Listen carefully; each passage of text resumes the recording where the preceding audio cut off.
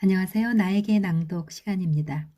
오늘은 조상들의 지혜가 담긴 생활 속의 한방요법서인 신동의보감 중에서 감기편을 읽어보겠습니다. 감기. 감기는 쉽게 낫기 때문에 대수롭지 않은 질환으로 넘겨버리기가 일수다. 그렇지만 감기는 바로 만병의 근원이 되는 것으로 여기서부터 많은 질환이 파생된다는 사실은 다들 모르고 살아간다. 아침과 밤, 그리고 한낮의 기온차가 심한 계절에 감기에 많이 걸린다. 처음에 나타나는 감기의 증상을 보면 으슬으슬 춥고 팔과 다리가 쑤시면서 머리가 아프고 코가 막히거나 땀이 전혀 나지 않는 때가 많다. 이때는 병원균이 피부 표면에 머물러 있는 시기이므로 해열, 발한시키는 약재를 투여한다. 약국에 가면 아스피린을 주는 것이 바로 이 요법을 통하여 빠른 효염을 얻기 위함이다. 그러나 한약은 단순한 해열, 발한 용법이 아니고 피부 표면의 땀 분비를 원활하게 조절함과 동시에 사지가 쑤시고 아픈 것을 풀어주는 용법이다. 또 감기로 인한 두통에는 강활과 백지 같은 약물을 써서 근원적인 치유법을 유도한다.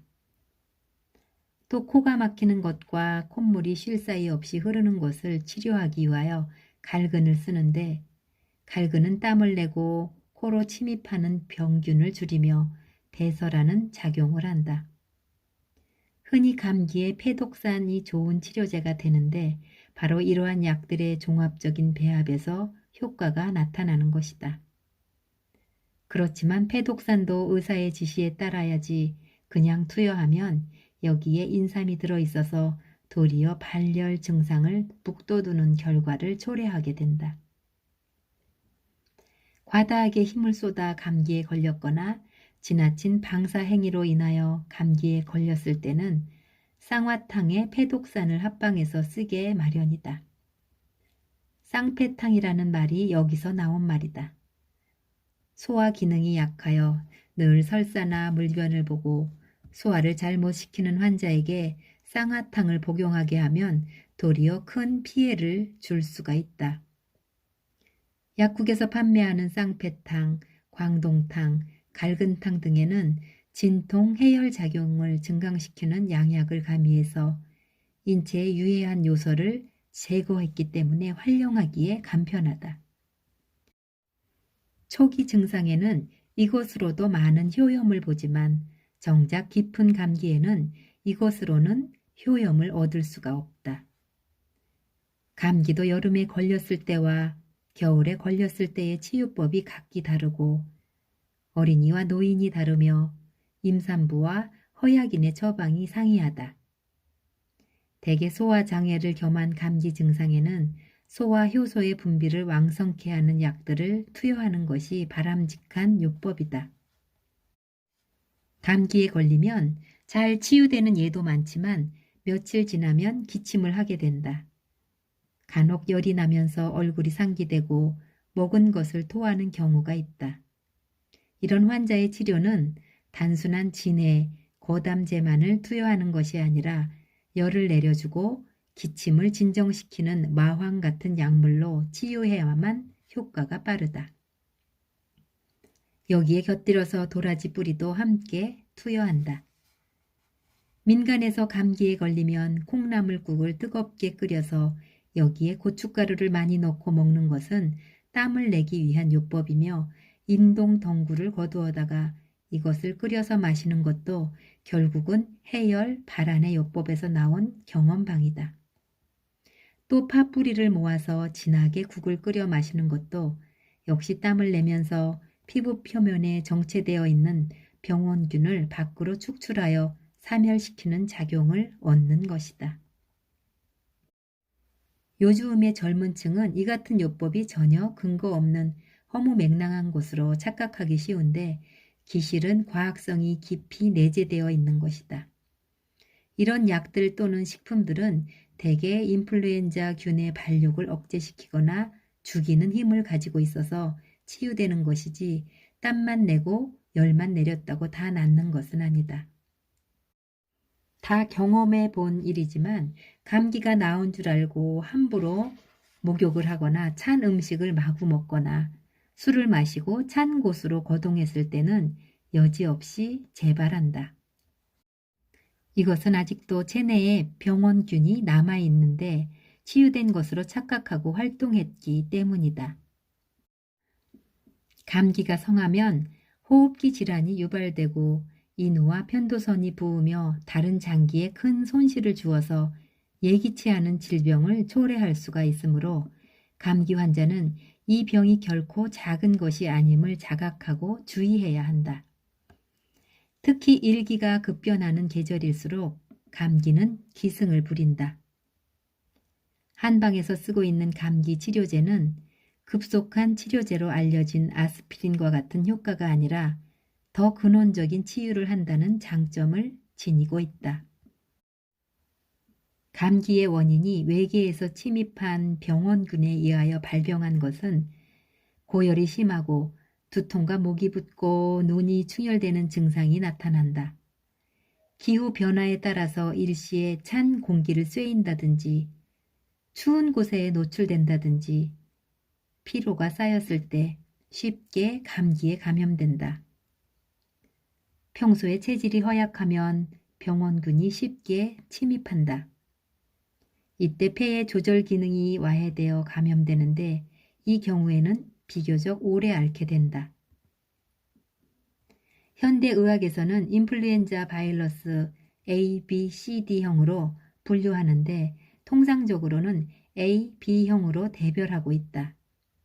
대개 이 균이 체내에 잠복해 있는 기간은 가장 짧은 것이 3일이고 일반적으로 일주일 정도이다. 가장 빈도가 높은 감기로 열이 심하여 39도 이상을 오르내리고 4, 5일간 지속되다가 증상이 가벼워진다.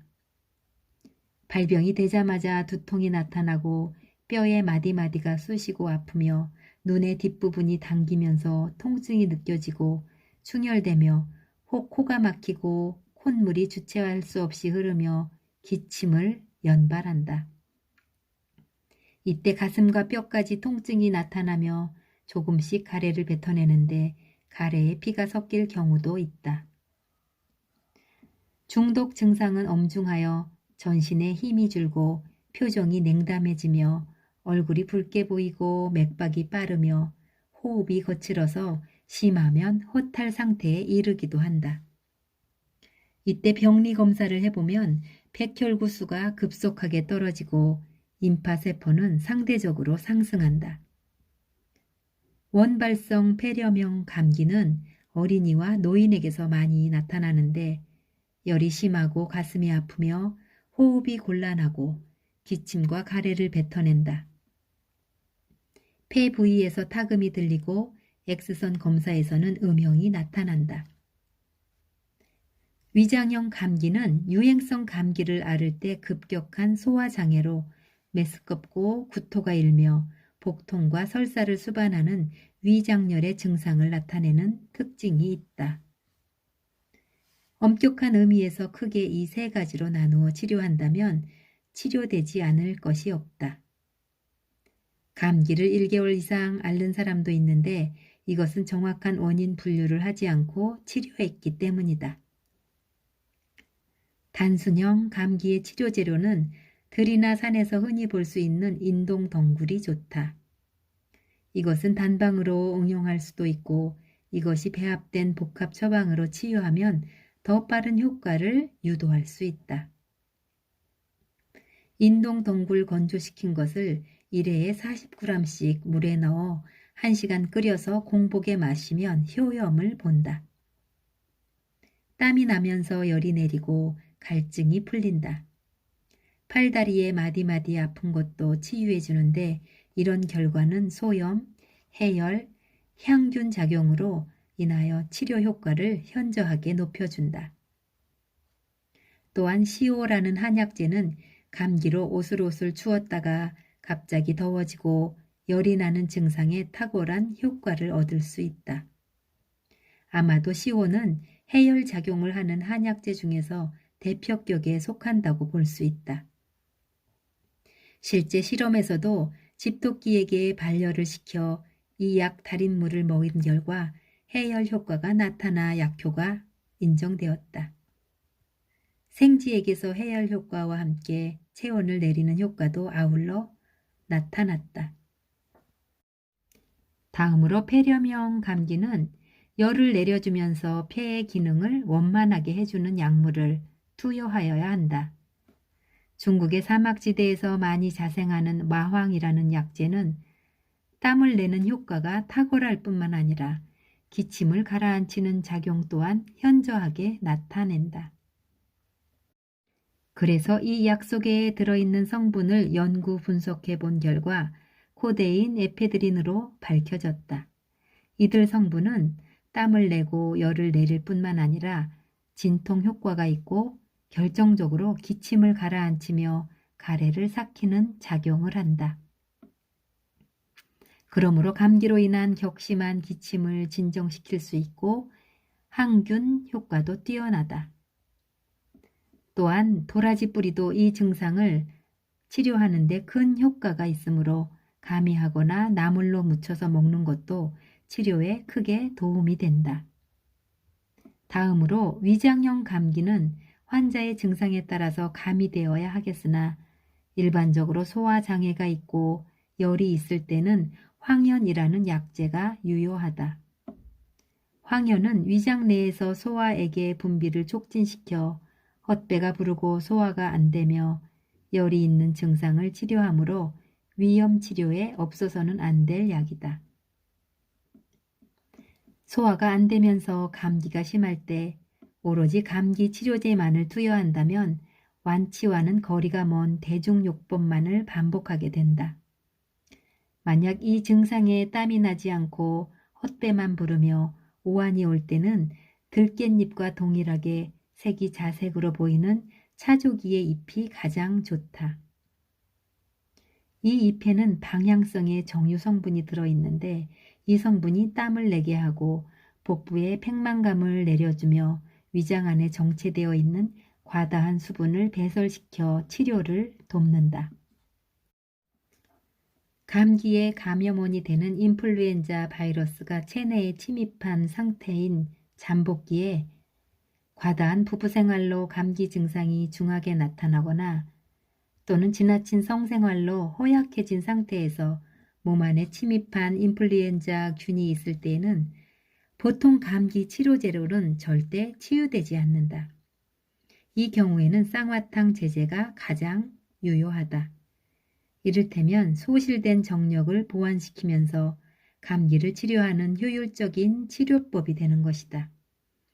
감기는 쉽게 치료되지만 만병의 근원이 되므로 속히 치료하는 것이 모든 질환을 예방하는 방책이 됨을 기억해야 한다.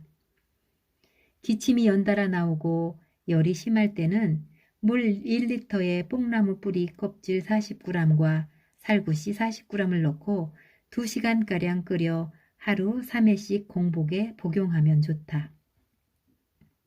뽕나무 뿌리 껍질은 해열작용과 가벼운 이뇨작용을 하며 염증을 가라앉히기도 하므로 특히 발열성 기침에 효과가 있다.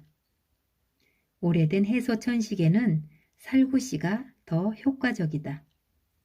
살구씨는 많은 사람들이 개고기 먹고 체했을 때 좋은 것 정도로 알고 있지만 진해 효과가 뛰어나 해소천식에 좋다.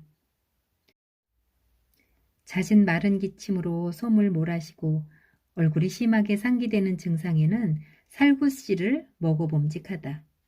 살구씨 본대에 기름이 많은 것이므로 변비 환자일 경우에는 장의 연동작용을 원활히 해 배변을 돕는 이중의 효과가 있다. 반면 설사가 잦은 사람에게는 사용이 금기로 되어 있다. 특히 주의할 점은 겉껍질과 끝이 뾰족한 곳에는 독성이 있으므로 꼭 잘라내고 사용해야 한다는 것이다. 살구씨는 한울타리 씨와 페모롤 각 10g씩 넣은 다음 물 한 사발을 부어 2시간가량 끓여서 하루 3번씩 공복에 마셔도 큰 효과가 있다. 이 약은 많은 사람들이 맛이 역하다고 하므로 꿀을 섞어서 먹어도 좋다. 하늘타리는 들에 야생하는 약용식물인데 씨와 뿌리가 약재로 많이 쓰인다. 하늘타리의 뿌리는 혈당량을 내려주는 등 당뇨병에 좋으며 그 씨는 폐의 호흡 기능을 조절하는 데 효과가 있어 폐 질환으로 인한 열을 내리게 한다. 기침을 연달아 하게 되면 가슴이 터질 듯이 아파오고 가래도 많이 생기는데 이때 가래는 내뱉으려 해도 잘 나오지 않는다. 이렇게 증세가 심할 때는 하늘타리 씨의 진해 거담 효과에 기대를 걸어도 좋을 듯하다. 이때 같이 쓰이는 페모라는 약재는 급성 기관지염에 특히 효과가 있어 기관지 경련으로 인한 연이은 기침을 그치게 하면서 기관지의 분비물 또한 감소시킨다. 페모는 만성 해소로 입안이 마를 때도 자주 사용한다. 대보름밤에 깨먹으면 부스럼이 나지 않는다는 호두는 간과 신장을 튼튼하게 하며 허리와 무릎을 따뜻하게 하고 담수를 치료하는 데 좋다. 그러므로 호두는 진해 거담제로 요긴하게 쓰이는데 오랜 기침으로 쇠약해진 몸을 일으켜 세우는데 대단한 효과가 있다. 그 중에서도 감기로 인한 기침이나 천식성 기침에는 껍질을 벗겨 속시만을 짓찢어 호두 1에 참기름 1의 비율로 섞어서 끓인 다음 한 번에 한 숟갈씩 하루 3번 공복에 먹으면 몸이 한결 좋아진다. 일반적으로 오래된 기침, 즉 만성 해소는 콩팥의 기능을 상승시키면서 기관지를 강하게 만드는 약재, 즉 호흡 기능을 정상으로 이끌면서 가래를 삭혀주는 것들을 장기간 복용해야만 근원적인 치료가 가능하다. 그러나 이러한 약재를 사용할 때는 자신의 체질과 증상을 정확히 알고 적절히 사용하는 것이 중요하다. 왜냐하면 오미자는 만성 해소에 좋은 약이지만 종종 체질에 따라 부작용을 일으키는 경우가 많듯이 한약재는 체질에 따라 맞는 약과 안 맞는 약이 있기 때문이다. 감기는 민간요법으로도 많이 치료하는데 불경 감기는 열이 심할 뿐 아니라 머리와 목이 몹시 아프고 기침을 오래 한다. 이럴 때는 유자를 진하게 달여 그 물을 목에 물고 있다가 마시면 목이 풀리고 열도 없어지면서 몸이 가벼워지는 것을 느낄 수 있다. 유자는 거제도와 여수 근교에서 많이 재배하고 있는데 다른 감귤 종류에 비하여 병충해에 잘 견딘다. 유자는 껍질을 잘 씻어서 육질과 함께 썰어서 끓여 마신다. 유자는 염증을 막아주는 성분이 들어있을 뿐 아니라 세균의 번식을 억제시키고 기침과 가래를 삭히는 데도 좋다. 또한 식욕을 증강시키기도 한다. 감기 기침에 무씨를 곱게 갈아서 한 번에 10g씩 더운 물에 타서 하루 3회 빈속으로 먹으면 신통한 효과가 있다. 무씨는 맵고 달면서 독이 없지만 가래와 해서 천식에 복용하면 진해 거담 작용과 천식을 가라앉히는 효력이 나타난다. 몹시 추운 날밤 기침을 몰아서 하는 만성 해소에 동치미 물을 꺼내어 씹어 먹으면 기침이 진정되는 것도 무와 무씨 속에 들어있는 진해 거담 효과 때문이다. 이와 같이 민간요법은 잘 선택하여 적절히 사용하면 큰 치료 효과를 볼 수 있다. 한약 가운데 도라지는 가래를 삭히고 기침을 멎게 하는데 제일 가는 것이라고 할 수 있다. 도라지의 겉껍질을 벗기지 말고 잘 씻어서 햇볕에 말렸다가 가루를 내고 여기에 찹쌀가루와 가래나무의 열매를 불에 구워서 태운 다음 속살을 으깬 것을 넣어 이 3가지를 잘 배합한다. 배합 비율이 도라지 10g, 찹쌀가루 30g, 가래 열매 20g으로 꿀에 반죽한 후 포도알 크기로 만들어서 한 번에 10개씩 빈속에 하루 3회 복용한다. 도라지 속에 들어있는 사포닌 성분은 호흡기 안에서 분비 작용을 뚜렷하게 촉진시키고 기관지 경련을 가라앉히므로 기침이 멎는 것을 도와준다. 이런 작용은 동물 실험에서만이 아니라 임상적으로도 효능이 이미 오래전에 입증된 것으로 도라지를 감기, 기침에 복용하면 아주 절묘한 효과가 있다. 인후가 붓고 음식물을 잘 삼키지 못할 때는 도라지 달인 물을 목에 물고 있다가 서서히 삼키면 증상이 가벼워진다. 또한 도라지는 만성 기관지염이나 해소와 능혈을 배출시키는 폐결핵 증상에도 진의 고담 효과를 나타낸다.